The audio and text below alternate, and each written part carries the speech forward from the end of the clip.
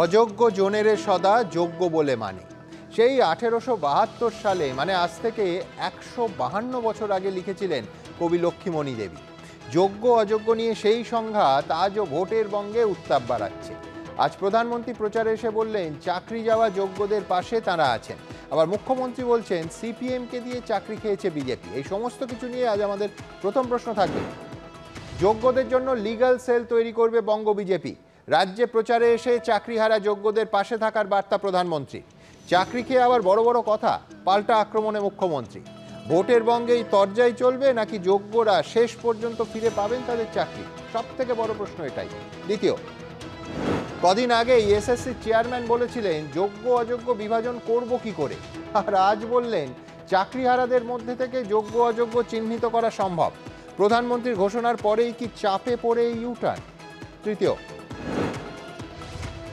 বাংলার তরুণদের যারা কাঁদিয়েছে মোদি তাদের শান্তিতে থাকতে দেবে না, এটাই মোদির গ্যারান্টি। হুঁশিয়ারি প্রধানমন্ত্রী। চাকরি খেতে সিপিএমকে টাকা দিয়ে দাঁড় করিয়েছে বিজেপি, পাল্টা মুখ্যমন্ত্রী। রাজনৈতিক তরজা তো চলবে, দুর্নীতির মাথারা আদৌ শাস্তি পাবে তো? চতুর্থ প্রশ্ন, টাকা তুলেছেন পার্থ, 21-এর আগেই জানত দল। এবিপি আনন্দে বিস্ফোরক অভিযোগের পরেই জেলবন্দি প্রাক্তন শিক্ষামন্ত্রীর নিশানায় কুণাল ঘোষ। বললেন বিরোধীরাও দলের এত ক্ষতি করেনি, আগেই কুণালকে তাড়ানো উচিত ছিল। প্রকাশ্যে দুর্নীতি ফাঁস হতেই কি পার্থর টার্গেট এবার কুণাল ঘোষ? পঞ্চম প্রশ্ন, একটা নয় আমার কাছে হাজারটা ঘটনা এসেছে। শ্লীলতাহানির অভিযোগ নিয়ে সরাসরি রাজ্যপালকে আক্রমণ মুখ্যমন্ত্রী। আমার বিরুদ্ধে যা যা অস্ত্র আছে বের করুন, আমি তৈরি। চ্যালেঞ্জ সিভি আনন্দ বোসে। কোন দিকে গড়াচ্ছে জল? তবে শুরুতেই আপনাদের দেখাবো চাকরি যাওয়া যোগ্যদের পাশে দাঁড়িয়ে আজ কি বললেন প্রধানমন্ত্রী, পাল্টা আক্রমণ করলেন মুখ্যমন্ত্রী। দেখাবো পাশাপাশি। मैंने बंगाल बीजेपी से कहा है कि प्रदेश स्तर पर एक लीगल सेल और एक सोशल मीडिया प्लेटफॉर्म बनाया जाए। इससे उन लाभार्थियों को मदद होगी जो डॉक्यूमेंट्स सही होने के बाद भी इस घोटाले के शिकार हुए हैं। কোথায় ছিলেন মোদি বাবু? 26,000 চাকরি তো আপনি খেয়েছেন, মানে আপনার দল খেয়েছে। এরা হচ্ছে কিরকম জানেন? সাপেও চুমু খায়, ব্যাঙেও চুমু খায়, চাকরিও কেড়ে নেবে, বড় বড় কথাও বলবে। মঙ্গলবার তৃতীয় দফার ভোট, তার আগে সোমবার সুপ্রিম কোর্টে প্রায় 26,000 চাকরি বাতিল মামলার শুনানি। এই পরিস্থিতিতে চাকরিহারা যোগ্য শিক্ষকদের পাশে দাঁড়ানোর ঘোষণা করলেন নরেন্দ্র মোদী। बीजेपी ऐसे अभ्यर्थियों को कानूनी सहायता भी देगी और उन्हें न्याय दिलाने के लिए पूरी ताकत से काम करेगी। हम ईमानदार के साथ खड़े रहेंगे और मेरा बंगाल यूनिट भले चुनाव चलता रहे लेकिन ये काम करेगा। और जिन शिक्षक ईमानदार शिक्षक जिन्होंने भ्रष्ट किया है वो सजा भुगतेंगे, लेकिन बहुत ईमानदार लोग हैं जिनके पास सच्ची डिग्री है, इन दिनों वो भी फंस गए हैं। जो सच्चे लोग हैं उनको न्याय के लिए हमारा पश्चिम बंगाल काम करेगा, ये मोदी की गारंटी है। আপনার দল পার্টি ছিল, সিপিএম কে টাকা দিয়ে দাঁড় করিয়েছে আপনার দল।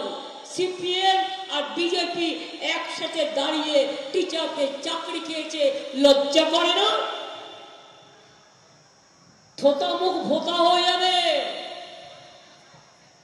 আপনার কোনো প্রয়োজন নেই শিক্ষক শিক্ষিকাদের।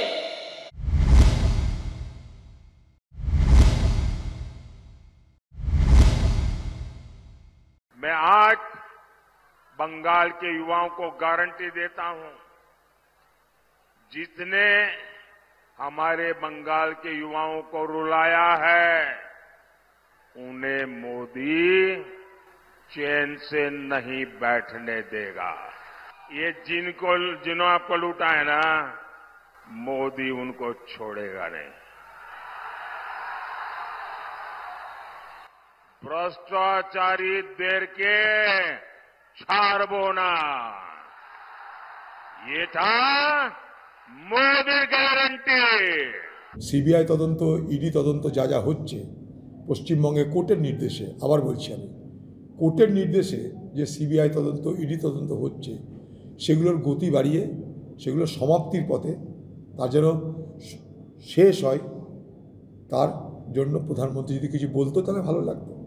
এখন এখানটায় বঞ্চিত মানুষের, বঞ্চিত শিক্ষকদের, বঞ্চিত শিক্ষক শিক্ষিকাদের জন্য প্রধানমন্ত্রীর মুখে কোনোদিন তো কথা আমরা শুনিনি। কারণ 1150 দিন ধরে এখানকার বঞ্চিত শিক্ষক সমাজ তারা আন্দোলন করছে। প্রধানমন্ত্রী এতদিনে মনে পড়েছে কারণ ভোট এসেছে। প্রধানমন্ত্রী কোনো ব্যবস্থা নেবেন? তাহলে তো অভিষেকের নাম কেন কাটালেন মমতার কথা শুনে কয়লা পাচার কেসে এফআইআর থেকে? আসলে বিজেপি তৃণমূলের বিরুদ্ধে কোনো ব্যবস্থা নেবে না, চুরি জচ্চুরি বাড়বে। সুকান্ত মুখোপাধ্যায়, অনির্বাণ বাগচি ও অনির্বাণ বিশ্বাসের রিপোর্ট, এবিপি আনন্দ। দেখুন, প্রথম দিন থেকে সরকার বা এসএসসির অবস্থান কি ছিল? প্রথমে ছিল যে কি করে অযোগ্যদের চাকরি বাঁচানো যায়। অযোগ্যদের চাকরি বাঁচাতে রাজ্য মন্ত্রিসভায় অতিরিক্ত শূন্যপদ তৈরি করা হয়েছিল।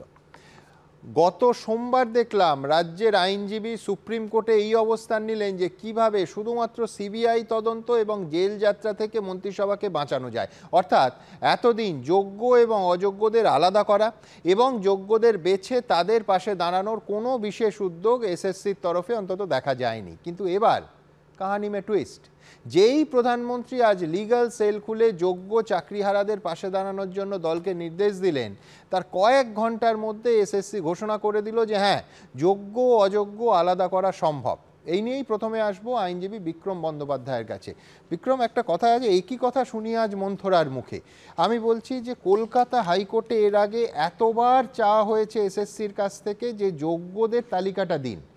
কলকাতা হাইকোর্টের ডিভিশন বেঞ্চের রায় যেদিন আমাদের সামনে এলো, অন ক্যামেরা এসএসসির তরফে বলা হয়েছিল যে অযোগ্য কম বেশি 5400, এর বাকি 19,000 যে যোগ্য, এই নিশ্চয়তা, এই ভাষায় বলা হয়েছিল যে এই গ্যারান্টি আমরা দিতে পারবো না। কিন্তু আজ কি হলো? আজকে এই ডিগবাজির কি কারণ? এটাও রাজনৈতিক? আজকে এসএসসি মিডিয়ার সামনে এই ডিগবাজিটা দিয়েছে, তাই জন্য সবাই দেখতে পাচ্ছে, সবাই বুঝতে পারছে।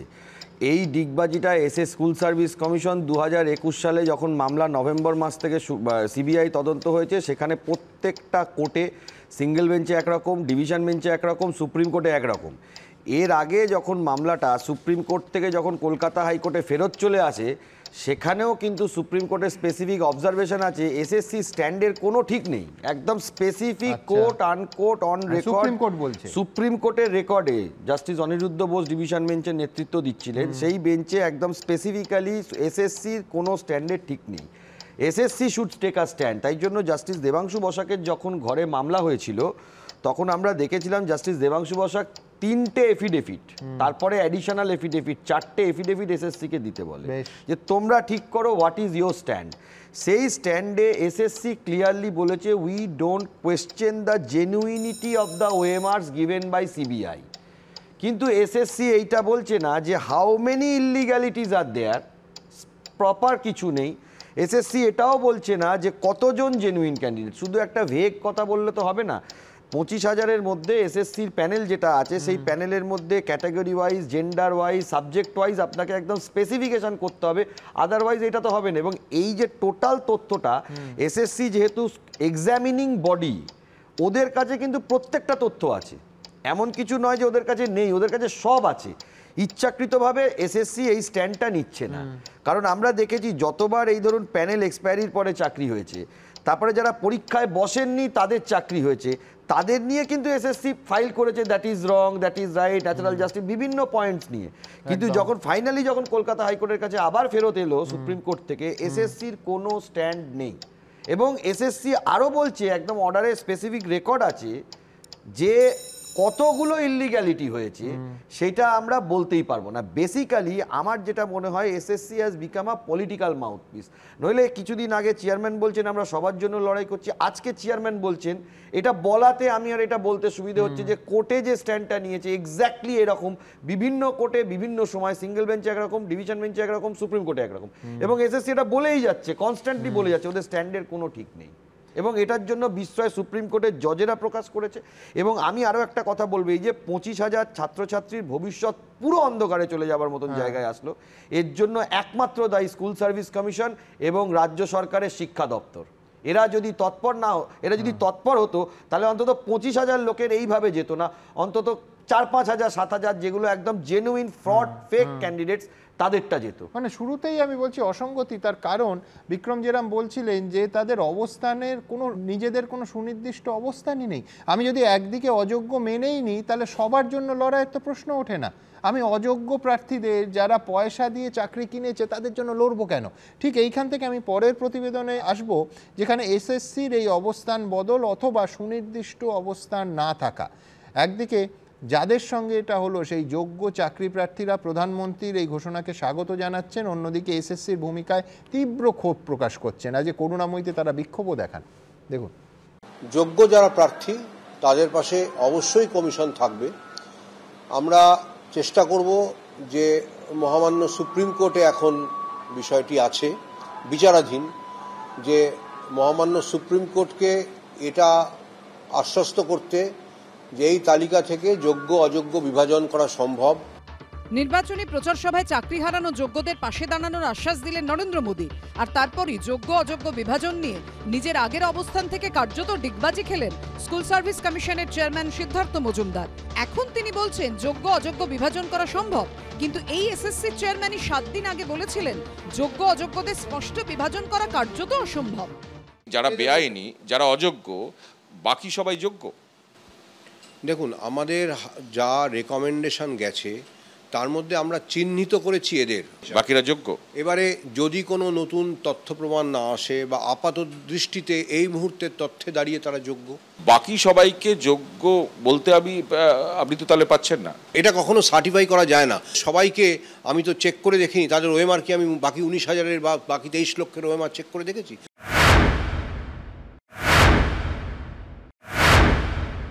আমাদের প্রধানমন্ত্রী বলেছেন যে যোগ্য শিক্ষকদের উনি সাথে আছেন, উনি যোগ্য শিক্ষকদের সাথে আছেন, এই জন্য ওনাকে অনেক সাধুবাদ। উনি দেশের মাননীয় প্রধানমন্ত্রী, উনি আমাদের সকলের প্রধানমন্ত্রী, তাই সেই হিসাবে প্রত্যেকটি যোগ্য প্রার্থী ওনার কাছে পার্সোনালি বলুন বা সমবেতভাবে বলুন, আমরা চাই যে উনি অবশ্যই আমাদের সাথে থাকুন।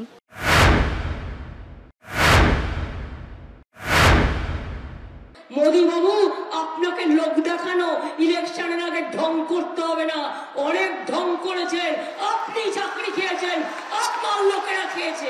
একটা চাকরি দেওয়ার ক্ষমতা নেই কিল মারার গোসাই, বড্ড বেশি কথা বলে, জানে না বেশি কথা বললে দাঁত পোকলা হয়ে যাবে। আমরা কোনো রকম রং লাগাতে চাই না, কারণ আমাদের একটাই পরিচয়, আমরা নিজের মেধায় চাকরি পেয়ে সম্মান হারিয়ে 2016 সালের প্যানেলের যোগ্য মাস্টারমশাই দিদিমণি group C group D, BJP, CPM, Trinamool যে কোনো দল উল্লেখ করে পাশে থাকা দরকার নয়তো মানুষ হিসেবেই পাশে দাঁড়ান না। এদিকে চাকরিহারা যোগ্যদের বিক্ষোভ অবরোধের জেরে এদিন ধুন্ধুমার বাঁধে সল্টলেকের করুণাময়ীতে। সন্দীপ সরকার, সুদীপ্ত আচার্য, অনির্বাণ বিশ্বাসের রিপোর্ট, এবিপি আনন্দ। আমি রাহুল চক্রবর্তীর কাছে যাব। রাহুল, কুণাল ঘোষ এই স্টুডিওতে এসেই বলে গেলেন যে পার্থ চট্টোপাধ্যায় যে শিক্ষকের চাকরি বিক্রি করেছেন, শিক্ষিকাদের চাকরি বিক্রি করেছেন, এই খবর 2021-এর আগেই দলের কাছে ছিল। শুধু তাই নয়, চুরিতে যুক্ত এক মন্ত্রী, তিনি এখনও রাজ্য মন্ত্রিসভার সদস্য। আমি বলছি, এখন প্রশ্ন হলো যে পার্থ চট্টোপাধ্যায় সেই অর্থ কি একা ভোগ করেছেন নাকি তার ভাগও দিয়েছেন? তার কারণ এটা জানার পর কুণাল ঘোষ এখনও কিন্তু পার্টিতে আছে, পার্টি মানে দলের পদ থেকে সরালেও তিনি পার্টিতে রয়েছেন এবং কোনো ডিনাইয়েল এখনও পর্যন্ত কুণাল ঘোষ যা বলেছেন পার্টির দিক থেকে তার বিরুদ্ধে আসেনি। আমি বলছি, যে দল তাকে সমর্থন পার্থ চট্টোপাধ্যায়কে শুধু করলো না, শাস্তি দেয়া দূরে থাক, পুলিশে ধরিয়ে দেওয়া দূরে থাক, যদি চুরির কথা দল জানতো তাকে শিক্ষা মন্ত্রকের থেকে, শিক্ষা দফতরের থেকেও বড় পদ শিল্প দফতর দেয়া হলো। এ তো পুরস্কার। এ তো প্রশ্ন উঠবে যে দল তাহলে এটার সঙ্গে যুক্ত কিনা। না, দেখো, কুণাল ঘোষের মতো বলেছে। কুণাল ঘোষ এই মুহূর্তে দলের মুখপাত্র নয় এবং কুণাল ঘোষ কি বলছে সেটা অফিসিয়াল স্ট্যান্ড নয়, আমি সেই নিয়ে কোনো কথা বলতে চাই না। দ্বিতীয়ত দেখো, ব্যক্তিগতভাবে কথাটা তো মারাত্মক, যে লোকটি যখন এই সাক্ষাৎকার দিচ্ছে তার বেশি নয় 3 ঘন্টা আগেও দলের পদে ছিলেন, দলের রাজ্য সাধারণ সম্পাদক পদে ছিলেন। হ্যাঁ, নিশ্চয়ই। আমি তোমায় বলছি, কুণাল ঘোষ যদি ব্যক্তিগত কোনো মতামত ব্যক্ত করে তাতে কোনো আপত্তি নেই আমার। সমস্যা হচ্ছে যখন কোনো দলের ট্যাগ বা দলের কোনো মুখপাত্র এই ট্যাগটা থাকে, না, এটা কোনো ট্যাগ ফ্যাগের ব্যাপার নয়। আমি তোমাকে কেন বলছি কথা, দেখো, ওই ডেরেক ওব্রায়ানের বিবৃতির ইস্যু নয়। কুণাল ঘোষ কি বলছে, উনি দলের রাজ্য সাধারণ সম্পাদককে সামলাতে পারছেন না, উনি মিডিয়াকে বলছেন এনার কথা দলের কথা হলে মিডিয়ার বিরুদ্ধে ব্যবস্থা নেবে। মিডিয়াতেই প্রচার করা হয়েছে একটা কথা, তোমাদের সংবাদমাধ্যমে দেখানো হয়েছে যে কুণাল ঘোষ দল সরাসরি দল বলেছে, কুণাল ঘোষ কি বলছে সেটা দলের কথা নয়, সুতরাং কুণাল ঘোষ কি বলছে সেটা দলের কথা নয়, এখানেই প্রমাণ হয়ে গেল। না, দল তো রিঅ্যাক্ট করলো না, বরঞ্চ আমরা দেখলাম ডক্টর শান্তনু সেন এবং শিক্ষামন্ত্রী ব্রাত্য বসু কুণাল ঘোষের কার্যত পাশে দাঁড়ালেন। কুণাল ঘোষ যদি কোনো কিছু করে থাকেন বা তখন কোনো কাজ করে থাকেন, তার মানে এই দাঁড়ায় না পার্থ চট্টোপাধ্যায় দোষী ছিলেন বলেই দল ব্যবস্থা নিয়েছেন, পার্থ চট্টোপাধ্যায় দোষী বলেই তিনি জেলে গেছেন। গ্রেফতারের 6 দিন পরে ব্যবস্থা নিয়েছে, কি রাহুল ব্যবস্থা তো নিয়েছে সুমন, পার্থ চট্টোপাধ্যায়ের বিরুদ্ধে ব্যবস্থা আরে জেলের মধ্যে তখন দলীয় পদ সরিয়ে কি ব্যবস্থা নিয়েছে দল? যতক্ষণ না 50 কোটি টাকা নগদ আর 11 কিলো সোনা বান্ধবীর বাড়ি থেকে ধরা পড়েছে, সিবিআই গ্রেফতার করে জেলের ভেতরে ধাক্কা দিয়ে ঢুকিয়ে দিয়েছে, দল কোনো ব্যবস্থা নেয়নি। তার 6 দিন পরে ব্যবস্থা নিয়েছে। রাহুল, কি তুমি তো কুণালের কথা ধরে বলছো কথাগুলো, কুণালের কথা ধরেই যে বলতে হবে আরে কুণালের কথা কেন ধরবো, এটা ফ্যাক্ট ধরে বলছি। আমি তোমার সেটাই তো বলছি। কুণাল ঘোষ বলেছেন যে 2021-এর আগে দল জানতো, তোমাকে কুণাল বলছে, সুতরাং যদি জানতো তাহলে আজকে দাঁড়িয়ে পার্থ চট্টোপাধ্যায়কে যে কোনো রকম যখন সামনে এলো তোমার কথা অনুযায়ী তখন তো সমস্ত ব্যবস্থা নেওয়া হয়েছে। আর কুণাল ঘোষ যদি জানতো, কুণাল ঘোষ যদি জানতো তাহলে কুণাল তখনই বলেনি কেন? তখন যখন কুণাল দায়িত্বে ছিল, পদে ছিল, তখন কুণাল কথাটা বলেনি কেন? হঠাৎ এখন বলছে কেন? এটাও তো প্রশ্ন উঠবে। যদি সবই কুণাল জানতো, তোমার সামনে যখন দাঁড়িয়ে গড়গড় করে কুণাল বলতে থাকলো, তো তখন তো একবারের জন্য কুণাল দল জিজ্ঞেস করেছে এটা কুণাল ঘোষকে, ভালো প্রশ্ন। তো দল আমি বলছি কুণাল ঘোষকে দল জিজ্ঞেস করেছে আজকে দাঁড়িয়ে। আমি তো বরঞ্চ উল্টো শুনছি যে আগামীকাল দক্ষিণ কলকাতায় নাকি দলে নাকি, আমি জানি না সম্ভব হবে কিনা, দলের এক সাংসদ এবং এক মন্ত্রী কুণাল ঘোষের সঙ্গে বসবেন যাতে প্যাচ আপ করা যায়। না, আমি প্যাচ আপ হতেই পারে, কুণাল যা বলতে পারে, কুণালের দায়িত্ব, আমি বলি সেটা কুণালের দায়িত্ব প্রমাণ। আরে রাজনীতি সম্ভাবনা সেটা হতেই পারে, কুণালের দায়িত্ব প্রমাণ করা, কুণালের দায়িত্ব নিয়ে বলছে সেটা কুণালের দায়িত্ব। কুণাল না, এটা কুণাল দায়িত্ব নিয়ে বলেননি। না, যে কথা তুমি বলছো কুণালের কথাগুলো, এগুলো কুণাল বলতে পারে যে কুণাল এটা প্রমাণ করতে পারবে কি, কুণাল তার কোনো প্রমাণ আছে কিনা, কিন্তু যেটা উল্টো কথা দল কিন্তু বলছে যে কথাগুলো কুণাল বলছে তার সাথে দলের কোনো সম্পর্ক নেই। সুতরাং কুণাল যা বলছে আজকে দাঁড়িয়ে দল সেটা কিন্তু এন্ডোর্স করছে না, তোমাকে এটা পরিষ্কার বলছি আমি। এরপর তুমি আমি শঙ্কুদেব পান্ডার কাছে যাব। শঙ্কু, এক হচ্ছে যে আজকে প্রধানমন্ত্রী বললেন চাকরিহারাদের আশা জাগলো, এই নিয়ে আলোচনা হচ্ছে, ঠিক আছে, কিন্তু আসল ইস্যু তো শঙ্কু মামলা সুপ্রিম কোর্টে, লিগাল সেল তৈরি হলো, ভোটের ইস্যু হলো, তাতে রাজনৈতিক সুবিধাও বিজেপি পেতে পারে। কিন্তু নরেন্দ্র মোদী বললেন, এর আগে সুকান্ত মজুমদার এবিপি আনন্দের সাক্ষাৎকারে একবার নয় দুবার বলেছেন লিগাল সেলের কথা, কিন্তু আসল লড়াই হচ্ছে আইনি লড়াই, যেটা সুপ্রিম কোর্টে মাননীয় বিচারপতি, সুপ্রিম কোর্টে তিনজন তাদের বেঞ্চে। আমি বলছি সেখানে কোনো সুরাহা হবে, কাজের কাজ হবে, নাকি এটা পুরোটা থেকে যাবে ওই রাজনৈতিক মঞ্চের ওপর থেকে বলা প্রতিশ্রুতির মতো? প্রথমেই একটা লাইন বলে নিতে চাই এই ব্যাপারে যে এসএসসি কিন্তু জানে যে কারা যোগ্য আর কারা অযোগ্য। এসএসসি দেয়নি তার কারণ এসএসসি পেঁচে ফেলতে চেয়েছিল কোর্টকে, যদি যোগ্য আর অযোগ্যদের ডিমার্কেশন হয়ে যায় তাহলে অযোগ্যরা বাতিল হয়ে যাবে। তৃণমূল যোগ্য অযোগ্য গুলিয়ে গেলে তাহলে অযোগ্যদের জন্য সবাইকে চাকরি দিয়ে দিন, এটাই স্ট্যান্ড ছিল তৃণমূল কংগ্রেসের, এটাই স্ট্যান্ড ছিল ওদের। এই ফাঁক দিয়ে বের করে দেওয়ার চেষ্টা, অযোগ্য লোকেদেরকে ঢুকিয়ে দেওয়ার চেষ্টা, এটা 1 নম্বর। 2 নম্বর হচ্ছে আমি একটু কুণাল ঘোষের বক্তব্য নিয়ে একটা কমিউনিকেশন দিতে চাই, আপনি এত স্পেসিফিক্যালি জিজ্ঞেস করছেন বলে। আমার মনে হয় কুণাল ঘোষ পার্টি লাইনেই কথা বলছেন, উনি তৃণমূল কংগ্রেসের প্ল্যান্টেড অপারেশনের পার্ট। কারণ আপনি মোটিভটা বলছি, কুণাল ঘোষ এই পুরো সামগ্রিক অপরাধে আইডেন্টিফাই করে দিচ্ছেন পার্থ চট্টোপাধ্যায়কে, যিনি জেলে আছেন, যাকে পার্টি সাসপেন্ড করেছে। কিন্তু সুমন্ত, আপনি ভুলে যাবেন না, কোর্ট ইতিমধ্যেই নির্দেশ দিয়ে বলেছে যে এর তদন্তে খুঁজে বার করতে হবে কারা কারা সুপার নিউমেরিক পোস্ট জেনারেট করেছেন, কোন ইন্টারেস্টে করেছেন। আমার প্যানেলে লয়ার আছে, আপনি জিজ্ঞেস করুন। সিবিআই 4 জন মন্ত্রীর লিখিত চিঠির বয়ান কেসে ট্যাগ করেছে, যারা চিঠি দিয়ে বলেছিল এদের চাকরি করে দিন। পাশাপাশি কুণাল ঘোষ ওই সাক্ষাৎকারেই বলছেন এমন একজন ব্যক্তি আছেন যিনি এখনো ক্যাবিনেট মিনিস্টার। আপনি একটা ধোঁয়া একজন মন্ত্রী আর একজন পুরো পার্থ চট্টোপাধ্যায় ডিসক্লোজার লোকের পেছনে দৌড়চ্ছেন। আপনি যিনি সুপার নিউমেরিক পোস্ট তো বসে হচ্ছে ডিসিশন নিলেন, যিনি রাজ্যের মুখ্যমন্ত্রী, তিনি দায় নেবেন না? যিনি এই তদন্তে কালীঘাটের কাকু কানেক্টেড হয়েছেন, তিনি তার বসের কথা বলেছেন, আপনি তাকে সাবজেক্ট থেকে বাইরে বের করে কিন্তু পাশাপাশি কুণাল ঘোষ যখন বলছে অ্যাকশন হচ্ছে না, বেশ শঙ্কু, কিন্তু এর উল্টো দিকে একটাই যুক্তি আছে যে কুণাল ঘোষ যখন বলছে দল সব জানতো, এ তো গোটা দলকে কুণাল ঘোষ দায়ী করছে। তা আপনাকে একটা ক্লিয়ারলি কথা বলে দিই শুনুন, সদর দপ্তরে কামানদাগর মতো ব্যাপার। আপনাকে একটা কথা বলে শুনুন, কুণাল ঘোষ স্পেসিফিক্যালি তো কারোর নাম বলছেন না যারা ওর চিঠিতে সই করেননি। উনি ডেরেক ওব্রায়েন তৃণমূল কংগ্রেসে খায় না মাথায় দেয়, কি পোস্ট বিলং করেন, ওই পার্টিতে কে নেত্রী সবাই জানেন, ওই পার্টি কে চালাচ্ছেন বর্তমানে সবাই জানেন। আপনি দেখেছেন ওই চিঠি, আপনি এতদিন সাংবাদিকতা করছেন, চিঠির ডেরেক ওব্রায়েনের পরতে পরতে একটা বিনীত আবেদন যে কুণাল বাবুকে নিয়ে দয়া করে খবর করবেন না, একদম কুণাল বাবুকে নিয়ে। এবং শঙ্কু, আই এগ্রি, সবথেকে হাস্যকর, আমি রাহুলের কাছেই যাব, সবথেকে হাস্যকর সেটা হচ্ছে সংবাদ মাধ্যম যদি কুণাল ঘোষকে পার্টির বক্তব্য হিসেবে কুণাল ঘোষের বক্তব্য তুলে ধরে তাদের বিরুদ্ধে আইনি ব্যবস্থা নেবে। আরে তুমি ঘর সামলাও, রাজ্য সাধারণ সম্পাদক আর প্রাক্তন মুখপাত্রকে সামলাও। মানে আমি বলছি যে কোনো সংবাদ মাধ্যম কুণাল ঘোষের বক্তব্য দিয়ে প্রাক্তন রাজ্য সাধারণ সম্পাদক তৃণমূল কংগ্রেস লিখবো, দেখবো কোন আইনি ব্যবস্থা কি করে। মানে আমার মনে হয় যে ওনার সঙ্গে কোনো সিনিয়র আইনজীবী যারা দলের আছেন তাদের সঙ্গে ডেরেক ওব্রায়েন বসলে ভালো করবে। আমার খুব কথা বলার আছে, শঙ্কু খুব মানে শ্লাঘার সাথে কথাগুলো বললো, প্রাক্তন মুখপাত্র তৃণমূল কংগ্রেস, শঙ্কু বললো তো, কি মামলা হয়, শঙ্কু বললো তো কথাগুলো। আমার অনেকেই বলছে, বিভিন্ন নেতা কথা বলছেন, কুণাল একটা খবর এখন বড় কথা, আমার খুব বন্ধু মানুষ, আমি শেষ করি, আমি উল্টোটা বলছি। আমি বলছি কুণাল যখন নিজে বারবার বলছেন যে মমতা বন্দ্যোপাধ্যায় আমার নেত্রী, অভিষেক বন্দ্যোপাধ্যায় আমার সেনাপতি, আমি তৃণমূলে ছিলাম, আছি, থাকবো, তাহলে বাকিদের এত সমস্যা হচ্ছে কেন? বাকিদের সমস্যা তোমার কাজ হচ্ছে, লোকেদেরকে সরানোর চেষ্টা, যারা যোগ্য ছেলেরা রাস্তায় বসে আছে তাদের জন্য যারা যারা তাদেরকে খুঁজে বার করতে হবে, তোমার সমস্যা তাদেরকে খুঁজে বার করতে হবে। আর জোর মশাই রাজ্যের ডিজি অ্যাপয়েন্ট করেছিলেন, তাকে চেঞ্জ করে দিল কুণাল ঘোষ, এখনো ব্যবস্থা নিতে পারেননি, তাহলে এটা আপনাদের প্ল্যান নয়, সেটা বলবো কি করে? কুণালকে নিয়ে তোমার প্রবলেম, আমার কোনো প্রবলেম।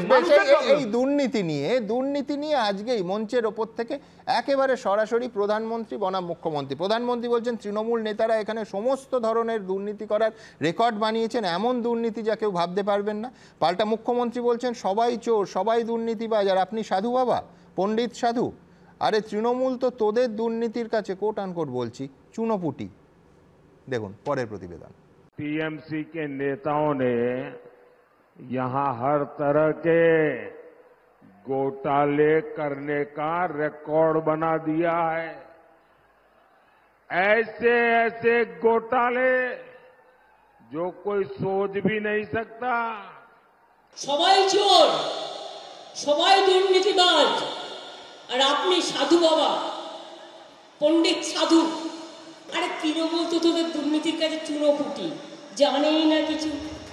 দুর্নীতি এটাই লোকসভা ভোটে বিরোধীদের ধরাশায়ী করতে বিজেপির সবচেয়ে বড় হাতিয়ার।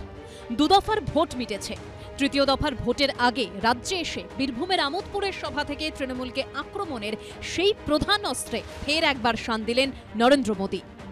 आपने देखा नोटों के ढेर, चोरी का माल और बैंक के मशीन, नोटों के ढेर गिनते गिनते थक जाते हैं। पॉन्जी स्कीम घोटाला, राशन घोटाला, भर्ती घोटाला, कोयला घोटाला, पशु तस्करी घोटाला, और हर घोटाला मामूली नहीं, सैकड़ों करोड़ रुपए का घोटाला। इन लोगों ने हर तरह से आपको लूटा है, आपके जेब काटे हैं, आपके बच्चों के भविष्य के सामने खाई बना दी है, खाई। তৃণমূল তো চুনোপুটিও নয়, দুর্নীতি কি করে করতে হয় তার মাস্টার মাইন্ড হচ্ছেন মধু আর বিধু। মাস্টার মাইন্ড মানে বুঝতে পারছেন তো, পুরো মাথা, ভাজপা ওয়াশিং মেশিন, সব চোর ডাকাত মাফিয়া ওয়াশিং মেশিনে ঢুকে দিচ্ছে, আর ঢুকিয়ে দিচ্ছে, আর যেই ঢুকিয়ে গিয়ে বেরিয়ে আসছে কালোটা সাদা হয়ে যাচ্ছে। মোদিবাবু প্ল্যানটা ভালোই করেছেন।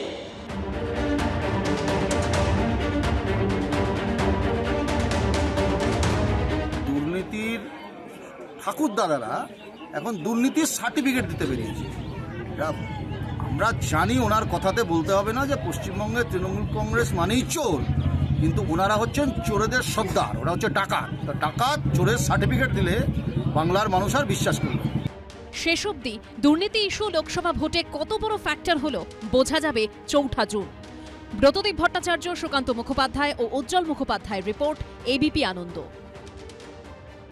আমি কলতান দাশগুপ্তর কাছে আসবো। কলতান, তুমি যদি এই রাজ্যে এসে নরেন্দ্র মোদীর বক্তব্যগুলো দেখো, তাতে একদিকে যেরকম দুর্নীতির জন্য শাসক দলকে আক্রমণ আছে, পাশাপাশি প্রতিশ্রুতি আছে। কেন বলছিস? আজকেও বলেছেন যেখানে যেখানে টাকা লুট হয়েছে সেখানে পীড়িত মানুষের টাকা আমরা ফেরত দেব, এটা মোদির গ্যারেন্টি।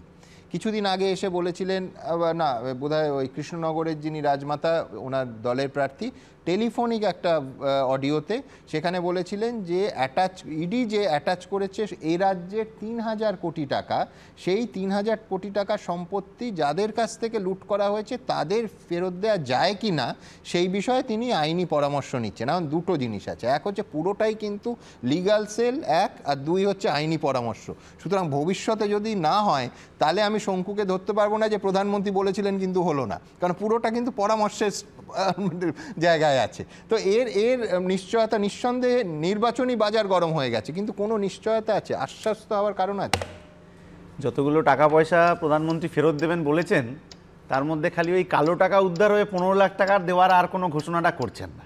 ওই টাকাটা খালি উনি দিতে পারবেন না, বাকি যা টাকা পয়সা এখন লুট হয়েছে ওইগুলো দেবেন বলে দিয়েছেন, ওরা জুমলা ছিল। অমিত শাহ ভালো বলে দিয়েছেন, তখন খুবই জোরের সাথে বলেছিলেন আর কি। ফলে এইটাও যে এবিপি নিউজকে বলেছেন, এটাও যে ভবিষ্যতে আবার জুমলা হিসেবে বলে দেবেন কিনা তার গ্যারান্টি পাচ্ছি না। খুব একটা হাসির কথা নয় যদিও। লিগাল সেল করবেন বলেছেন প্রধানমন্ত্রী, চমৎকার ব্যাপার। ব্যাপমের কেলেঙ্কারির সময় কোনো লিগাল সেল মধ্যপ্রদেশে হয়েছিল কিনা আজ অব্দি তার কোনো খবর মোদি, অমিত শাহ, অন্য কোনো নেতা আমাদের কাছে জানাতে পারেন। লিগাল সেল হয় যেখানে বর্ষিয়ান সিনিয়র আইনজীবীরা যাদের বিপুল অর্থ যাদের হায়ার করতে বাড়া হয়, সুপ্রিম কোর্টে যারা লড়াই করেন, সেটা হলে কিন্তু এই যোগ্য বঞ্চিত চাকরি প্রার্থীদের উপকার হবে, এটাও ফ্যাক্ট। আমি তো এটা কোনো অস্বীকারই করিনি। যোগ্য চাকরি প্রার্থীদের পাশে দাঁড়ানোর জন্যই তো নিখিলবঙ্গ শিক্ষক সমিতি তাদের অফিসে কাগজপত্র জোগাড় করে যত দূর অব্দি লড়াই হবে তার জন্য লড়ে যাচ্ছে। তারা শুধু ওখানে মিডিয়ায় গিয়ে বক্তৃতাটা করেনি যে আমরা এটা করছি, মোদি সেটা করেছে। কিন্তু কথাটা হচ্ছে যে 2016 সালে যখন এই সিদ্ধান্তটা হয় তখন ক্যাবিনেটে মমতা ব্যানার্জির পাশের চেয়ারে তো শুভেন্দু অধিকারী ছিলেন। তাহলে যদি আমি দুর্নীতির দায়ে, যেটা অন্যান্য লিডারশিপ বলার চেষ্টা করছেন যে দুর্নীতির দায়ে একা পার্থ চ্যাটার্জি কেন, যতগুলো দুর্নীতি হয়েছে, আজ আলোচনা করছি শুধু 16 পরীক্ষাটা নিয়ে। 13 সাল থেকে 22 সাল অবধি তো পরীক্ষা কম হয়নি, তার মধ্যে ব্রাত্যবাবুও শিক্ষামন্ত্রী ছিলেন এরকম আছে, পার্থবাবু আছে। তাহলে যদি গোটা সিস্টেমটাকে ধরতে হয়, অভিষেক বন্দ্যোপাধ্যায়কে ধরতে হয়, মমতা ব্যানার্জিকে ধরতে হয়, তাহলে কোন ফাঁক বলে শুভেন্দু অধিকারীর মধ্যে দিয়ে বেরিয়ে চলে যান আমি বুঝতে পারছি। আমাদের কথা হচ্ছে স্পষ্ট যে যতক্ষণ আবার পার্থ চট্টোপাধ্যায়কে নিয়ে চর্চা শুরু হয়েছে, সাসপেন্ড হলেন কি হলেন না, জীবন কৃষ্ণ সাহা আজ অব্দি সাসপেন্ড হননি, কোনো চর্চা নেই, কারণ ওনাকে দেখা যাচ্ছে না। অনুব্রত মণ্ডল কিছু হয়নি, মানিক ভট্টাচার্য সাসপেন্ড হয়েছেন কিনা আমাদের স্মৃতিতে নেই। সোশ্যাল মিডিয়া তো আমাদের স্মৃতিটা আরো ছোট করে দেয়। ফলে এই ধরনের কথা হতে থাক, কিন্তু না, তোমায় জানিয়ে রাখি মানিক ভট্টাচার্য হয়নি, জীবন কৃষ্ণ সাহা হননি, কিন্তু শুভেন্দুবাবু, রাজীববাবু এই ধরনের দুর্নীতিগ্রস্ত লোককেই এই বিজেপি দলে নিয়েছিল, কারণ তখনও টার্গেট অন্য ছিল। তৃণমূল দুর্নীতিগ্রস্ত এই পাড়ার বাচ্চারাও জানে। কিন্তু এই নিয়োগ দুর্নীতিতে হোক, রাজীব কুমারকে ইডি সিবিআই 2019-এ ধরতে গেছিল সেই দুর্নীতিতে হোক, 100 দিনের কাজ হোক, আবাস যোজনা হোক, কোনো একটা তদন্তের ক্ষেত্রে যা দিল্লির বড় বড় টিম এসেছিল, আপনার মনে থাকবে, টিম এসে গোটা গ্রাম ঘুরেছিল, একটা এফআইআর কোচবিহার থেকে কাকদ্বীপ পর্যন্ত এই সেন্ট্রাল টিম তৃণমূলের কোনো নেতাদের বিরুদ্ধে করতে পারেনি। এই সেটিংটা আমি শঙ্কুর কাছে যাব, শুধু দর্শকদের মনে করিয়ে দেবো যে বীরভূমে যে কটা সভা রাজ্যের মুখ্যমন্ত্রী করেছেন প্রত্যেকটাতে অনুব্রত মণ্ডলকে স্মরণ করেছেন মঞ্চের ওপর থেকে। আমি একবার শঙ্কুর, যেহেতু সরাসরি সুমনদা, প্রথমত বলবো যে শুভেন্দু অধিকারীর বিরুদ্ধে দুর্নীতির অভিযোগ শুধু নয়, এই সরকার প্রায় 300 কোটি টাকা খরচা করেছেন ওনাকে গ্রেপ্তার করে জেলে পড়বার জন্য। তাতে সিপিএম বহুদিন ধরেই চেষ্টা করেছেন, কারণ সিপিএম এর বিরুদ্ধে লাগাতার আন্দোলন করেছেন শুভেন্দুবাবু। এ নিয়ে কোনো সন্দেহের অবকাশ নেই। আপনারা করবেন, অভিযোগ থাকলে নিয়ে আসবেন, যে কোনো অভিযোগ আমরা লিগালি ফেস করব। সিপিএম এর শুনুন না, আরে আমার কথা শুনুন না, সিপিএম এর অভিযোগ নিয়ে তদন্ত শুরু হলে সিপিএম আর মুখ দেখানোর জায়গা পাবে। সবথেকে 34 বছর পশ্চিম বাংলায় দুর্নীতি যদি আখড়া তৈরি করে দেন, তাহলে সিপিএম ছেড়ে দিন। আমি এবার বিশ্বাস করব। আরে সুজন বাবুর পুরো পরিবার হচ্ছে চাকরি পেয়েছে, কোথা থেকে চাকরি পেয়েছে শুরু করব? বলুন নাম। এক পরিবারের একজন বাদবে বাদ করব নাকি? বাদ করব নাকি? সুজন বাবুর বিশেষ পেয়েছে। সুজন বাবু কিভাবে মানে কিভাবে পার্টি অফিস থেকে ফোন গেছে, তাই যেমন প্রমাণটা কি কোন লিগ্যাল পদ্ধতিতে পান? আরে কি মুশকিল, আপনাকে কোন প্রমাণ দেব নাকি? কোটা দেব? আপনি গলায় যেটা পড়ে আছেন ওটা কারণ থেকে টেনে এনেছেন, আমি বললে বিশ্বাস করব? আপনারা সিপিএম আমি একটা মিল পেয়েছি এখনো, যদিও বিজেপিতে চলে গেছে শঙ্কু, কিন্তু একেবারে মমতা বন্দ্যোপাধ্যায় যেভাবে বলেছিলেন তারপরে কোনো প্রমাণ এখনো পর্যন্ত আনেননি। শঙ্কু আশা করবো তার মোবাইল থেকে বের করবে। রাহুল, ছোট্ট কথা বলছি, প্রথম কথা হচ্ছে, আচ্ছা কে বড় নেতা? প্রধানমন্ত্রী বড় নেতা না অভিজিৎ গাঙ্গুলি বড় নেতা? অভিজিৎ গাঙ্গুলি বলেছিল ঢাকের সত্য সমস্ত বিসর্জন দিয়ে দেবো। আজকে প্রধানমন্ত্রী বলছেন না না ঢাকি না, ঢাক থাকবে, শুধু ঢাকিকে বিসর্জন দেবো। আজকে যে এত কথা বলছে এই উচ্চ, আমি বলি শূন্য পদ নিয়ে এত কথা হচ্ছে, সিবিআই নিয়ে হচ্ছে, বলছে এক সেকেন্ড রাহুল, তুমি ব্যাখ্যাটা ভুল করেছো। না না না না, যারা দুর্নীতি করেছে তাদের শুধু বিসর্জন হবে, শুধু অযোগ্যদের নয়, এই তো অর্থ। পরেরটা বলি, তুমি ঢাক আজকে উচ্চ পদ শূন্য পদ নিয়ে, যোগ্য অযোগ্য নয়, শূন্য পদ নিয়ে যে দুর্নীতির মাথা আর যারা ঘুষ দিয়ে চাকরি পেয়েছে, দুটোই বিসর্জন হবে। নাকি বারবার গিয়ে কোর্টের দ্বারস্থ হচ্ছে যাতে নেতারা কি অ্যারেস্ট না হয়, সিবিআই এনকোয়ারি যাতে শুরু না হয়। হোক না শুরু সুমন। আজকে দাঁড়িয়ে যে ক্যাবিনেটে পাস হয়েছিল, দাঁড়িয়ে এই শূন্য পদে, তাতে তো শুভেন্দু অধিকারী একজন মেম্বার ছিলেন, ক্যাবিনেটের অন্যতম গুরুত্বপূর্ণ নেতা শুভেন্দু অধিকারী। তো তাকে দিয়ে শুরু হোক না প্রথম গ্রেফতারটা, সিবিআই তাকে দিয়ে আরম্ভ করুন। আপনারা ঠিক করবেন তাই, আবার কি তাকে আপনারা ঠিক করবেন তাই? শুভেন্দু অধিকারী এই সমস্ত অন্যায়ের বিরুদ্ধে মুখ খুলছে বলে পোস্টের সময় শুভেন্দু অধিকারী ওখানকার মেম্বার ছিলেন না, উনি ক্যাবিনেটে উনি ছিলেন ক্যাবিনেটে না। কোথায়? এই তো 2021 সালে শুভেন্দু অধিকারী কি করে হবে? আমি ওনার সাপোর্টার নই, কিন্তু ওখানে 2021 উনি মিনিস্টার নাকি, উনি তো লিডার অফ অপোজিশন।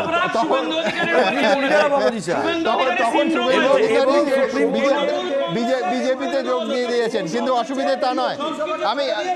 আমি এখান থেকে দুর্নীতি নিয়ে যখন আলোচনা হচ্ছে একদম একেবারে টাইম লাইন তা বলছে, তথ্য তা বলছে। রাহুল এটাতে তর্ক এগিয়ে লাভ নেই, কারণ তারিখ তাই বলছে। আমি এখান থেকে আমার পরের প্রতিবেদন নিয়ে যাব। পরের প্রতিবেদনে আজকে কলকাতা হাইকোর্টে একটা বিস্ময়কর ঘটনা হয়েছে। আমি শুভময়দার কাছে আসবো, কিন্তু ঘটনাটা হচ্ছে এই গত কয়েকদিন ধরে, কয়েক সপ্তাহ ধরে ইনফ্যাক্ট, যতবার মাননীয় বিচারপতি জয়মাল্য বাগচির এজলাসে এই যে চার্জ ফ্রেম করে ট্রায়াল শুরু করা, কেন রাজ্য সরকার অনুমতি দিচ্ছে না, অথবা কেন রাজ্য সরকার তাদের অবস্থান ক্লিয়ার করছে না, এটা বারবার বলছিলেন। এমনকি কালকে রাজ্য সরকারের আইনজীবী 1-2 সপ্তাহ নয়, 7 সপ্তাহের সময় চাইলেন, যেটা খারিজ করেছিলেন মাননীয় বিচারপতি। আজকে এসে দুপক্ষের সামনে যেটা দেখা যাচ্ছে সেটা হচ্ছে সুবীরেশ ভট্টাচার্য কিংবা কল্যাণময় গঙ্গোপাধ্যায়কে নিয়োগ করেছেন রাজ্যপাল। অর্থাৎ সিবিআইও তারা গ্রেফতার করেছেন যাদেরকে, তাদের নিয়োগকর্তা কারা তা জানে না। এক বিস্ময়কর পরিস্থিতি, বিস্ময় আরও বাড়বে এই প্রতিবেদনটা দেখলে। দেখুন, এটা প্রাতিষ্ঠানিক ষড়যন্ত্র বলে মনে হচ্ছে। অভিযুক্তরা এতটাই প্রভাবশালী যে রাজ্যের মুখ্য সচিবের কলম কাজ করছে না। আদৌ স্বচ্ছ নিরপেক্ষ বিচার প্রক্রিয়া সম্ভব কিনা যথেষ্ট সন্দেহ রয়েছে। নিয়োগ দুর্নীতির মামলায় ধৃত সরকারি আধিকারিকদের বিরুদ্ধে বিচার প্রক্রিয়া শুরুর অনুমোদন নিয়ে বৃহস্পতিবার এই ভাষাতেই রাজ্য সরকার ও রাজ্য প্রশাসনের সর্বোচ্চ আমলাকে ভর্ৎসনা করেন কলকাতা হাইকোর্টের বিচারপতি জয়মাল্য বাগচি। আর শুক্রবার সওয়াল জবাবে উঠে এলো, ধৃত সরকারি আধিকারিকদের মধ্যে কয়েকজনের নিয়োগকর্তাই নয় রাজ্য সরকার, অন্তত 2 জনের নিয়োগকর্তা রাজ্যপাল। শুক্রবার নিয়োগ মামলায় জেলবন্দি সুবীরেশ ভট্টাচার্যর আইনজীবী আদালতে জানান, ধৃত সরকারি আধিকারিকদের মধ্যে অন্তত 2 জনের নিয়োগকর্তা রাজ্যপাল। তাহলে বিচার প্রক্রিয়া শুরু করার অনুমতি রাজ্যের মুখ্য সচিব কিভাবে দেবেন? সুবীরেশ ভট্টাচার্য কল্যাণময় গঙ্গোপাধ্যায়কে নিয়োগ করেছেন রাজ্যপাল। এরপরই বিরোধীরা প্রশ্ন তুলছে, ধৃত আধিকারিকদের বিরুদ্ধে বিচার প্রক্রিয়া শুরুর বিষয়ে সিদ্ধান্ত জানানোর জন্য এ পর্যন্ত আদালতের কাছে 5 বার সময় চেয়েছেন মুখ্য সচিব। 24 ঘন্টা আগেও তিনি আদালতের কাছে 7 সপ্তাহ সময় চান। এটা কি করে সম্ভব যে মুখ্য সচিব জানেন না কার নিয়োগকর্তাকে? তাহলে কি ইচ্ছাকৃতভাবে দেরি করা হচ্ছিল? তৃণমূল কংগ্রেস সরকার যে কোনো মূল্যে এই তদন্ত প্রক্রিয়াকে বন্ধ করতে চায়, তদন্তকে বিলম্বিত করতে চায়। আর যেহেতু এখানে প্রশাসনের রাজনীতিকরণ সম্পূর্ণ হয়েছে, সুতরাং তৃণমূলের কথা মতো চিফ সেক্রেটারি একই কাজ করে গেছে। সুবীরেশ ভট্টাচার্যর আইনজীবীর বক্তব্য জানার পর বিচারপতি জয়মাল্য বাগচি সিবিআইকে কড়া ভাষায় প্রশ্ন করেন, তদন্তকারী সংস্থা এটা জানে না যে কার কাছে অনুমতি চাইতে হবে?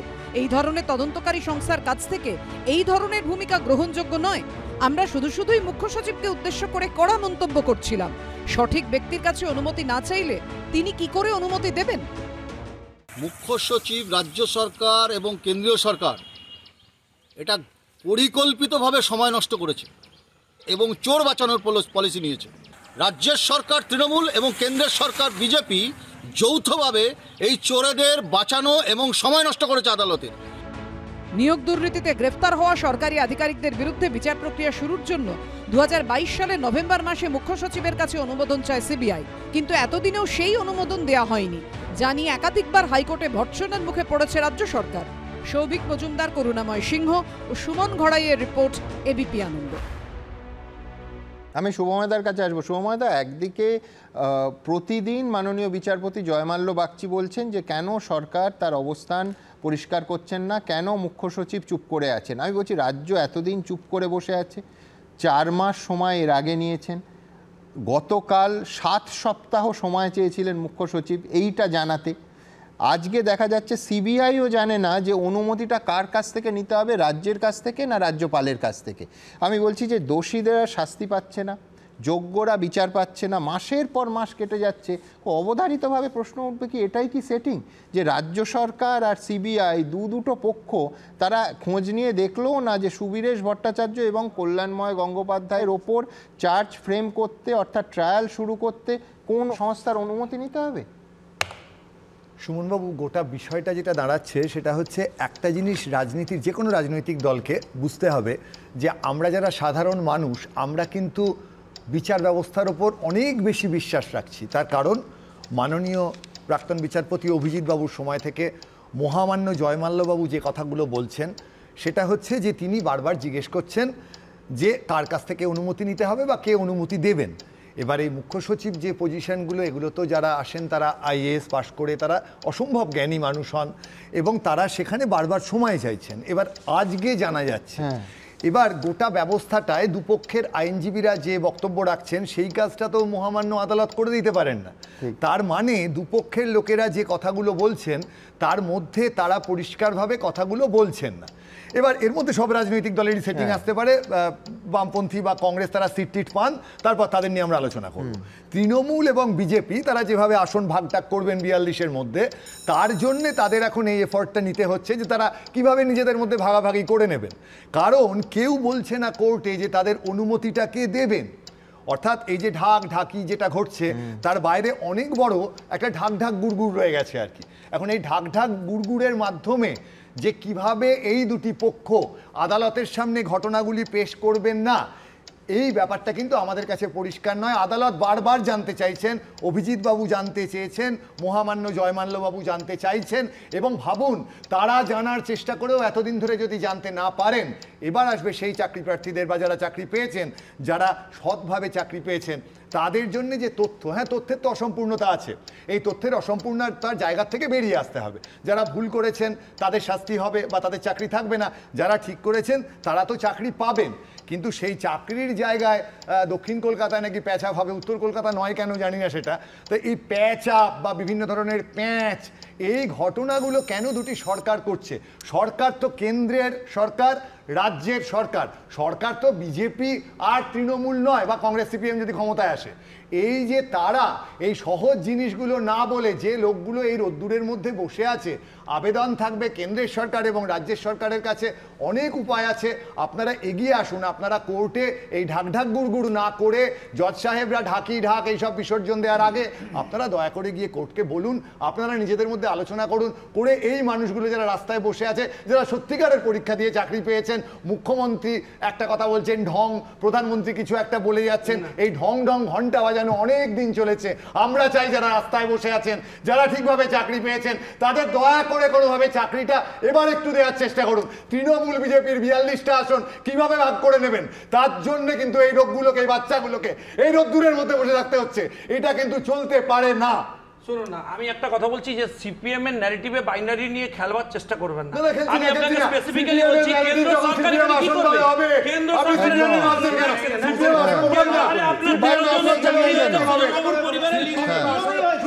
জনের চাকরি হয়েছে, কোর্টে যাচ্ছ না কেন? কোর্টে যাচ্ছ, কোর্টে যাচ্ছ না কেন? কোর্টে যাচ্ছ না কেন? কোর্টে আমরা গেছি।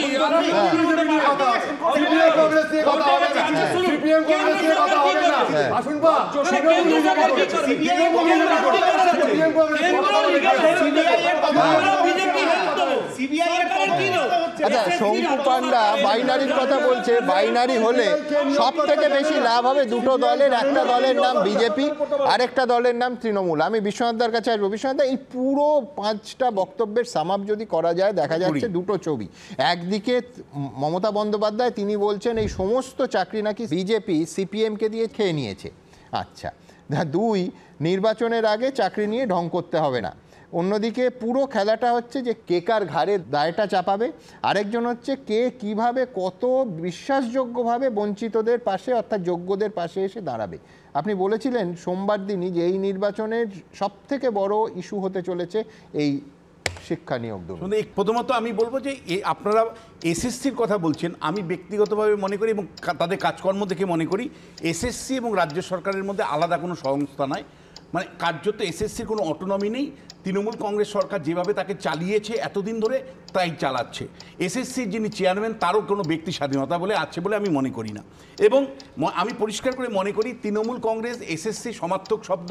মমতা বন্দ্যোপাধ্যায় যে ভাষায় এসএসসিকে পরিচালনা করছেন, এসএসসি ঠিক সেইভাবে মাউসপিক্স হিসাবে কথা বলছে। মানে এর বাইরে হার মাস্টার্স ভয়েস হিসাবে কাজ করছে। সেই কারণেই প্রধানমন্ত্রী বলার পরে এসএসসিকে আজকে সাংবাদিকদের আমায় বলুন না, আদালতে গিয়ে তো একটা লোক একরকম অবস্থান নিয়েছিল, তারপরে আদালতের বাইরে গিয়েও আপনাদের সে প্রেস কনফারেন্সে বলেছিল।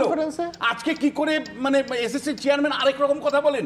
পলিটিক্যাল কারণে মমতা বন্দ্যোপাধ্যায় ভয় পেয়ে গেছেন যে বাবা বিজেপি এখানে ঢুকে গেছে, প্রধানমন্ত্রী আশ্বাস দিয়ে দিচ্ছে, ফলে প্রধানমন্ত্রী যেহেতু আশ্বাস দিচ্ছে আমাদের তার আগে করে দেখিয়ে দিতে হবে। মানে মাস্টার ভয়েস হিসাবে এসএসসি চেয়ারম্যান কাজ করছে। দ্বিতীয় যে বিষয়টা আমি খুব পরিষ্কার করে আপনাকে বলতে চাই যে মানে এই যাদের বিরুদ্ধে এই দুর্নীতির অভিযোগগুলো আছে তাদের বিরুদ্ধে তদন্ত শুরু করা যাচ্ছে না। আমি গভর্নর সমস্ত কিছু ছেড়ে দিয়ে যদি বলি, বিচারপতি জয়মাল্য বাগচির এজলাসে মানে যে অর্ডারটা এসছে সেটা হলো রাজ্যের মুখ্য সচিবের কাছে। মুখ্য সচিব প্রশাসনিক বিভাগের প্রধান, যদি তাকে সার্টিফিকেটটা আনতে হয় গভর্নরকে বলতে হবে, অ্যাপ্রোচ করতে হবে। তাকে যদি মানে অন্য কোনো সংস্থা থেকে আনতে হয় তাকে আনতে হবে, কারণ he is the top of the bureaucrat. মানে একটা কোর্ট সবসময় টপ অফ দ্য ব্যুরোক্র্যাটকে অর্ডারটা দেয়, ওখানে ক্যাবিনেট সেক্রেটারি থেকে পশ্চিমবাংলার ক্ষেত্রে চিফ সেক্রেটারিকে দেয়। এবং একই সাথে আপনাকে বলবো যে একজন বিচারকের বিচার না তখনই ভালো হয় যদি তার কাউন্সিলররা অর্থাৎ লয়াররা যদি মানে আইনজ্ঞ হন, মানে ভালো আইনজ্ঞ হন। এখানে বিচারপতি জয়মাল্য বাগচি যে বাদী বিবাদী পক্ষের উকিল পেয়েছেন তারা কতটুকু জ্ঞান সম্পন্ন সেটা যেমন প্রশ্ন উঠবে, নাকি তারা কার্যত বলা যায় পলিটিক্যাল মাউসপিক হিসাবে ভূমিকা পালন করছে। না, আমি বলছি বিশ্বনাথ এত সময় লাগবে কেন? এটা হতে পারে যে মুখ্য সচিব জানেন না যে কে কার নিয়োগকর্তা। এটা বলতে তো 30 সেকেন্ড লাগে আর জানতে আর 30 সেকেন্ড লাগে। তো 1 মিনিটের জায়গায় 4 বার আমি কোর্টের ধাক্কা খেলাম এবং গতকাল গিয়ে বললাম আমার আরো 7 সপ্তাহ সময় চাই। মানে আজ কালকে জয়মাল্য বাগচি মাননীয় বিচারপতি যদি এটা মেনে নিতেন তাহলে 7 সপ্তাহ পরে জানা যেত যে আসলে রাজ্য নয় রাজ্যপাল নিয়োগকর্তা। এবং এই দায়িত্বটা তো সরাসরি কোর্ট চিফ সেক্রেটারিকে দিয়েছে। চিফ সেক্রেটারি মিনিমাম নিউট্রালিটি রক্ষা যদি না করে, কোর্টকে যদি তিনি না মানেন তাহলে সাধারণ মানুষ মানবে কি করে? ফলে কোর্টের কাছে তিনি যে দায়বদ্ধ সেই দায়বদ্ধতাটা উনি একবারও শো করছেন না। আমি এখানে বলবো সুমনদা, কোর্টকেও কিন্তু কন্টেম্প্ট অফ কোর্ট করতে হবে, অর্থাৎ ব্যবস্থা নিতে হবে। পলিটিক্যাল পয়েন্ট অফ ভিউতে জাস্ট দুটো লাইন বলবো। একটা হলো যে দেখুন, আমি পরিষ্কার করে দেখতে পাচ্ছি যে মমতা বন্দ্যোপাধ্যায় সার্কেলটা সমানে বাড়াচ্ছেন। উনি প্রথমে মানে যারা যোগ্যদেরও বাতিল কেন করা হলো প্রশ্ন তুললেন 19,000-এর, এখন আর 19,000 বলেন না, এখন সরাসরি 26,000 বলেন। 26,000 বলার জন্যই না, তারপরে অযোগ্যতা যোগ করে নিলেন। হ্যাঁ, অযোগ্যতা যোগ করে নিলেন, এটা প্রথম থেকে ডে 1 থেকে রাজ্য তার মানে সরকারের যে অবস্থান। অবস্থানটা ছিল সেটাকে যুক্ত করলেন। এরপরে যেটা উনি করলেন সেটার জন্য বিজেপির কৃতিত্ব। অমরনাথ শাখা বলে বিজেপির এক মানে কীর্তিমান এমএলএ আছেন, তিনি আবার আকবরিয়ে শুভেন্দুর মতন বলে দিলেন যে 59,000-এর চাকরি চলে যাবে প্রাইমারিতে। সেইটাকে নিয়ে বাজার গরম চলছে। কিন্তু আমি বলছি যে নির্বাচনী প্রচার আমি খেয়াল রাখছি যে সর্বত্র সেটা নিয়ে বলছে যে বিজেপি এরপরে প্রাইমারি স্কুলের টিচারদেরও চাকরি খেয়ে নিবে বলে আরেকটা বৃত্ত তৈরি করলেন। তারপরে যেটা হচ্ছে এখন, হ্যাঁ, কিন্তু অলরেডি তো উনি ডেডলাইন মিস করেছেন। উনি বলেছিলেন 30 তারিখ। এক্স্যাক্টলি, মানে কিন্তু আমরা দেখুন 3 তারিখের কথা বলছি। মানে রাজনীতি প্রচার তো সব মিথ্যের বছর। থার্ড যে সার্কেলটা, এক সেকেন্ড, থার্ড যে সার্কেলটা উনি করলেন সেটা হলো যে তৃণমূল কংগ্রেস পাড়ায় পাড়ায় যে অভিভাবক সাজিয়েছে, তৃণমূলের লোকদেরকে অভিভাবক সাজিয়েছে। এই অভিভাবক সাজিয়ে প্রচার করা হচ্ছে যে স্কুল উঠে যাচ্ছে কারণ টিচার থাকছে না। এই যে বৃত্তগুলো একটার পর একটা নির্মাণ হচ্ছে, এর মধ্যে মিথ সব, এর মধ্যে প্রস্তুত সব, কিন্তু সংগঠন তৃণমূলের আছে। প্রচারটা যেভাবে তৃণমূল করতে পারছে, বিরোধী রাজনৈতিক শক্তি হিসাবে বিজেপি বা সিপিএম কি তা কাউন্টার করতে পারছে? সেই কারণে আমি বলছি নির্বাচনী ইস্যু হিসাবে মমতা বন্দ্যোপাধ্যায় কিন্তু অ্যাডভান্টেজ পজিশন। যতক্ষণ প্রধানমন্ত্রী মুখ না খুলেছে ততক্ষণ পর্যন্ত কার্যত বলা যায় মমতা বন্দ্যোপাধ্যায় এককভাবে প্রচার চালাচ্ছেন। প্রধানমন্ত্রী আসলে আসার ফলে কিন্তু একটা কাউন্টার অন্তত হচ্ছে। সেখানেই রাহুল, একটা জিনিস আবার আমি বলে দিই, তোমার তথ্যটা কিন্তু ভুল ছিল। শুভেন্দু অধিকারী তৃণমূল কংগ্রেস ছেড়ে বিজেপিতে যান সম্ভবত 2021-এর বিধানসভার আগে। আর এই অতিরিক্ত শূন্য পদের নিয়োগের যাবতীয় সিদ্ধান্ত মন্ত্রিসভার 2022। না, এটা তো অস্বীকার করা যাবে না। 16 থেকে 20 অব্দি তৃণমূল কংগ্রেস ছিলেন। যে সময় প্যানেলটা হয়েছিল, যে সময় কথা আমরা বলি, তাহলে মুখ্যমন্ত্রী কি ছিল? তিনি তো তখনও ছিলেন, এখনো আছেন। মানে তুমি পরিবহন মন্ত্রীকে দায়ী করছো, মুখ্যমন্ত্রীকে দায়ী করছো না।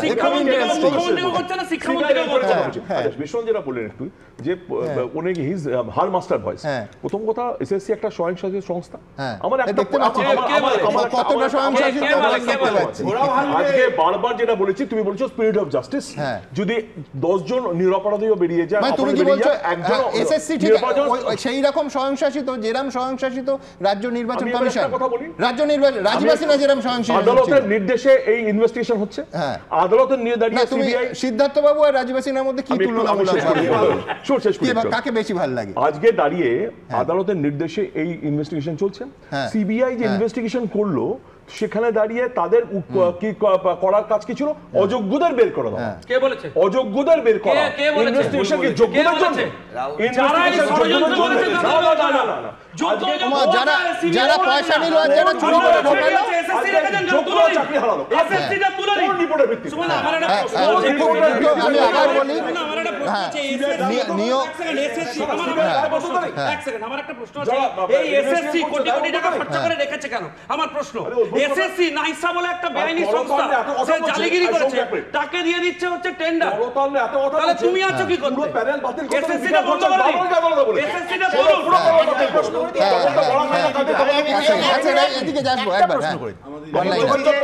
যদি আপনার কথা অনুযায়ী, যদিও সম্পূর্ণটাই মিথ্যে, বিকাশ ভট্টাচার্য মামলা করছেন, বলছি আরে আমাকে শেষ করতে, আপনার কথার মাঝখানে হ্যাঁ সাধু পুরুষ গর্ব করি, আপনাদের মতো নেতারা জেলে থাকে। কথাটা হচ্ছে আপনার মন্ত্রিসভা প্রমাণ করতে পারেনি। আমার কথাটা শেষ করতে দিচ্ছেন। আমি বলছি যে এত যদি মামলা মিথ্যে, ভুয়ো ইত্যাদি ইত্যাদি হয়, তাহলে কি সরকারি আইনজীবী রেখেছেন যে প্রতিদিন গিয়ে কোর্টে মামলা বাতিল করতে রেখেছেন?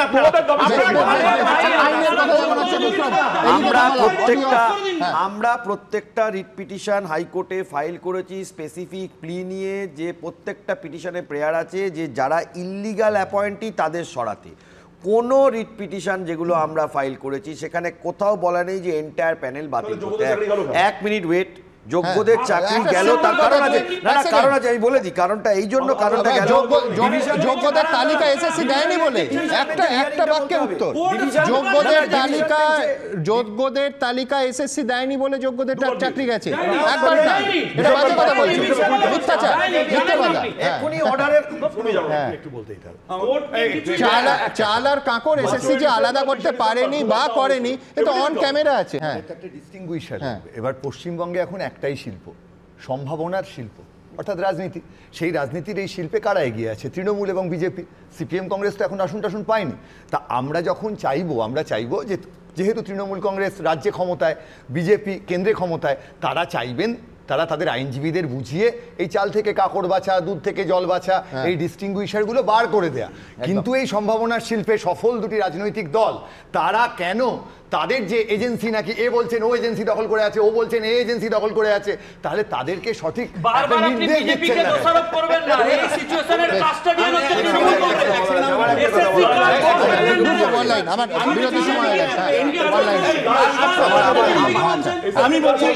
আমি বলছি এন্টার এপিসোডে আপনি দেখুন ৬,০০০ চাকরি, আমি সবগুলি মানলাম, ৬,০০০ মানুষ যারা টাকার বিনিময়ে চাকরি নিয়েছে, তার জন্য তো মমতা বন্দ্যোপাধ্যায়, অভিষেক বন্দ্যোপাধ্যায়ের মুখ লুকিয়ে রাখা উচিত।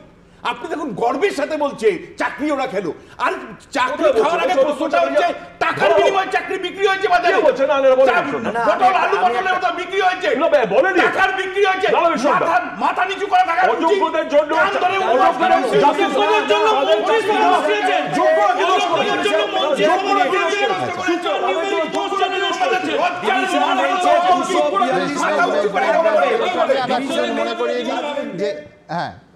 বেঞ্চের জাজমেন্টের 242 নম্বর প্যারাগ্রাফে জাস্টিস দেবাংশু বসাক এবং জাস্টিস সাব্বার রশিদের একদম স্পেসিফিক অবজারভেশন আছে। In the course of hearing SSC did not discount the fact that possibilities of further illegalities exist. এই কথা SSC বলেছে। যদি এই কথা SSC বলে, দ্য এন্টায়ার প্যানেল গোজ। একদম 242 নম্বর প্যারাগ্রাফে জাস্টিস দেবাংশু বসাক এই কথাটার মানে কি? আমি আপনাকে অর্ডারটা পাঠাবো, আমি অর্ডারটা পাঠাবো, স্পেসিফিক বলেছে, স্পেসিফিক। আমি এক্ষুনি অর্ডার পাঠিয়ে দিতে পারি আপনাকে। নাম্বার 3, গ্রেফতার করা উচিত এসএসসি চেয়ারম্যানকে, সাসপেন্ড করে। আমি এখান থেকে আপনারা কি বলছেন দেখাবো। আপনারা জানেন আমাদের ভেরিফাইড এক্স এবং কু অ্যাকাউন্ট, সঙ্গে সুমন @IAM সুমন দে। আমি দ্রুত একটা মন্তব্য নেব, তারপর ছোট্ট একটা বিরতি, তারপর রাজ্যপালের প্রসঙ্গে আসব। নিহার রঞ্জন শিকদার তিনি বলছেন প্রধানমন্ত্রী যথার্থ অভিভাবকের মতো কাজ করলেন। সৌদামিনী নায়েক বলছেন যে যোগ্য অযোগ্যদের আলাদা করা সম্ভব, এসএসসি চেয়ারম্যান এটা আগে স্বীকার করলে জল ঘোলা হতো না। বিদ্যুৎ নায়েক বলছেন যে এই বিজেপি ত্রিপুরায় চাকরিহারাদের দেয়া কথা রাখেনি। অমিয় চট্টোপাধ্যায় লিখছেন এসএসসি আগে সঠিক ভূমিকা নিলে যোগ্য চাকরি প্রার্থীদের চোখের জল ফেলতে হতো না। শৈবাল মিত্র লিখছেন যে ভোটের মুখে সব দলই চাকরি প্রার্থীদের নিয়ে রাজনীতি করছে।